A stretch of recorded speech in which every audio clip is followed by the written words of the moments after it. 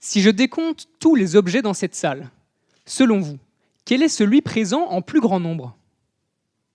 Les interrupteurs. Ah oui, il y en a un ici, un là, et quelques milliards dans chacune de vos poches.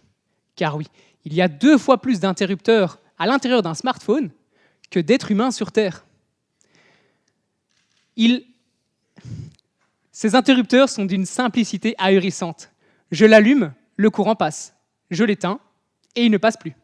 Pourtant, ils détiennent un pouvoir aussi formidable qu'insoupçonné. Cela en les assemblant par milliards dans des circuits et en se creusant la tête pour savoir quand et dans quel ordre les allumer.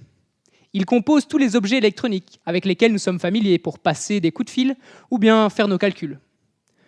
Dans mon domaine de recherche, on transforme de l'énergie grâce à ces interrupteurs. Comment? Eh bien comme vous, avec la lumière de votre salon. Jour, nuit. Bon, vous préférez une ambiance plus tamisée. Pas de panique, j'ai la solution. J'allume pendant 1 seconde, puis j'éteins pendant 1 seconde. Et voilà, en moyenne, la pièce a reçu 50% de l'énergie lumineuse. Ça paraît aberrant, mais je vous comprends. Disons plutôt que je le fasse 10 000 fois par seconde. La lumière clignotera et mon œil ne se rendra même pas compte. J'aurai alors l'impression que la pièce est illuminée de moitié. C'est simple comme ça.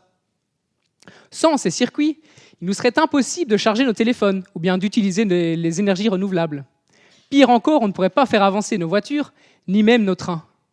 Et moi, j'adore les trains. C'est vrai quoi, pour voyager, il s'agit du mode de transport de loin le plus écologique. C'est pour cette raison que j'ai choisi de dévouer ma thèse à leur amélioration, enfin à l'amélioration des circuits qui, comme nous, prennent le train. Ils fonctionnent comme pour la lumière du salon. C'est-à-dire, par exemple, le réglage de la vitesse se fait par interruption. Pour avoir une allure modérée, le train brusquement accélère, puis se laisse rouler. Seulement, pour éviter aux passagers de ressentir ces variations brutales, on s'encombre généralement de plus de poids, de plus d'éléments. Si l'on pouvait allumer et éteindre ces interrupteurs plus rapidement ou plus intelligemment, on pourrait à coup sûr se débarrasser du superflu.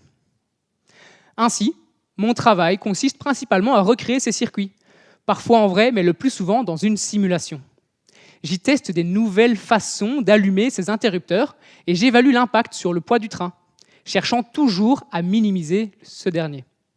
Car oui, un train plus léger consommera moins d'énergie et pourra accueillir plus de passagers, rendant ce mode de transport au riche passé encore plus que parfait.